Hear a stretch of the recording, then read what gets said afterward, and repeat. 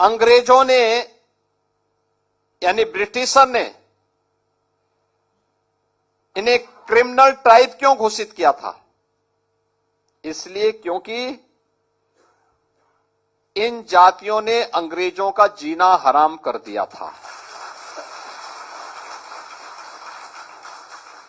भारत की आजादी के लिए बिना रुके, बिना डिगे, बिना थके जो लड़ाई लड़ रहे थे, उन जातियों को आपराधिक श्रेणी में रख करके क्रिमिनल ट्राइब के रूप में उन्होंने 1871 में इन्हें अधिसूचित कर दिया था। 1857 की प्रथम स्वातंत्र समर अंग्रेजों की चूलों को हिला दिया था। उन्हें लगने लग गया था कि अब बहुत दिनों तक हम भारत में शासन नहीं कर पाएंगे, और इसलिए उन्होंने उसके लिए उस समय जैसे ही प्रथम स्वातंत्र समर पर थोड़ी नियंत्रण करने में वे सफल हुए, उसको विफल करने में वे सफल हुए, तो उन्होंने उसके बाद जो रणनीति अपनाई, उन जातियों को चिन्हित करना प्रारंभ किया जो लगातार इस मुहिम में प्रत्यक्ष अप्रत्यक्ष रूप से भागीदार बन रहे थे। और तब 1871 में उन्होंने जो क्रिमिनल ट्राइब एक्ट 1871 बनाया, उसमें उन जातियों को शामिल किया जिससे उनके साथ एक कलंक लग जाए और वे समाज में कहीं भी मुंह दिखाने की स्थिति में न हो। लेकिन याद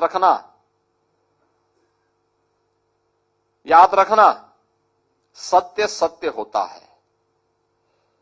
अगर सोना मिट्टी में मिल जाए तो वह उसका सोनापन खराब नहीं होता। अगर कुछ देर के लिए सूर्य के सामने बादल आ जाएं तो सूर्य की उष्मा के सामने बहुत देर तक बादल ठहर नहीं पाते। स्वतंत्र भारत में बाबा साहब भीमराव अंबेडकर ने क्रिमिनल ट्राइब एक्ट 1871 को तो समाप्त किया और विमुक्त जाति के रूप में इन जातियों को सम्मान दिया। ये अनुसूचित जाति, जनजाति, पिछड़ी जातियों में तमाम ऐसी जातियां हैं जो इन विमुक्त जाति के रूप में आज भी समाज के बीच में काम कर रही हैं।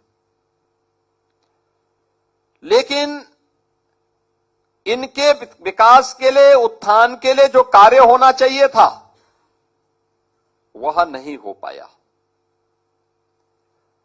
पहली बार 2014 में, आजादी के बाद पहली बार 14 में मोदी जी ने इसके लिए एक आयोग का गठन किया। उन्होंने पूरे देश भर के लिए कार्य किया।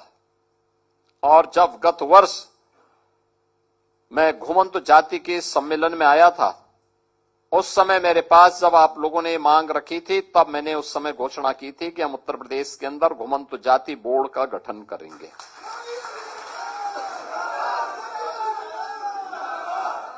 अब बोर्ड के गठन की प्रक्रिया आगे बढ़ी है।